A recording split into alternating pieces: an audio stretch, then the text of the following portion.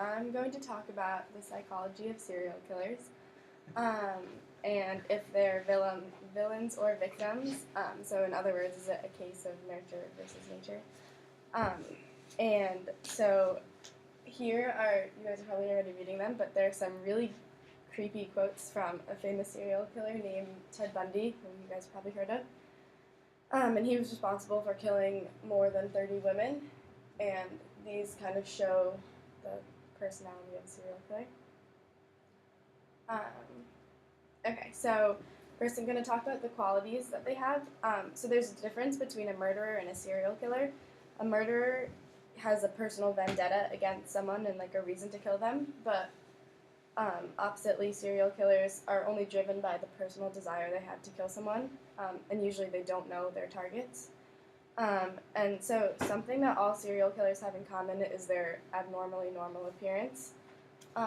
So they try not to stick out in any way as someone who would be potentially dangerous, and they reveal their true selves to their victim once they're like isolated with their victim. And according to statistics, the average serial killer in the U.S. is between 20 and 30 years old. He's white, he's male, and he's usually comes from a lower to middle class family.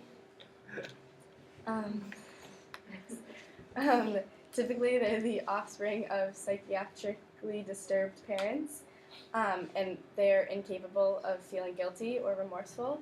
But what they do, they're kind of like actors in a way that they observe like regular human behavior, and they imitate it, so to everyone else they appear as extremely sympathetic people. So there's something called the trio of underlying vulnerabilities, and there are three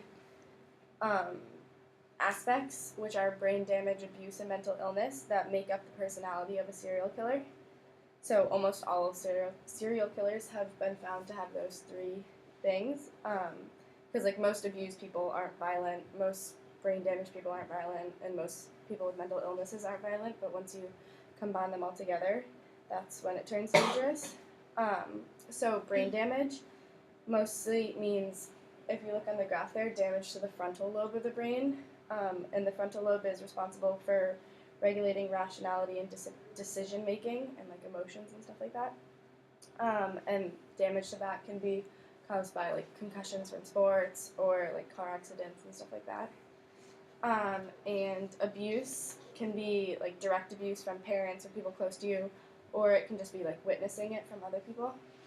And mental illness can be innate or it can develop since you were born. And then the last part of it is a trigger, and a trigger determines when the serial killer is actually going to like commit their heinous crimes. So triggers are something that wouldn't set like a normal person like me or you off to like go on a random killing spree, but since these people have the three underlying vulnerabilities, that's what causes them to be extremely violent and irrational. So triggers are things that like come and go, they're not like permanent. So some examples are being depressed, like a disappointment, or being intoxicated. So since an integral part of serial killer's plan is to disguise himself or herself as normal as possible, I have an interactive activity in which you guys have to guess which one is the serial killer and which one is like a totally normal and innocent person.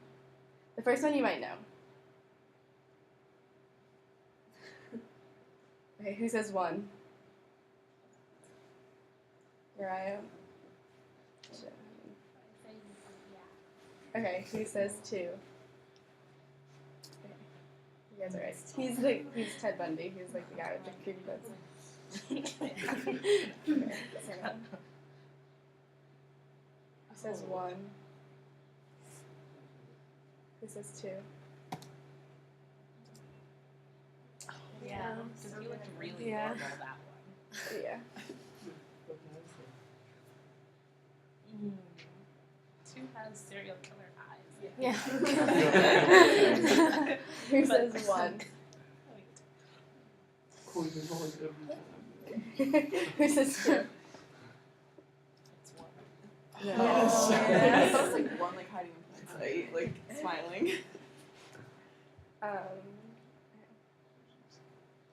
Who says one? He says 2. Yes. Nice. That's all. You have a career ahead of you. A lot of serial killers. Awesome, thank you.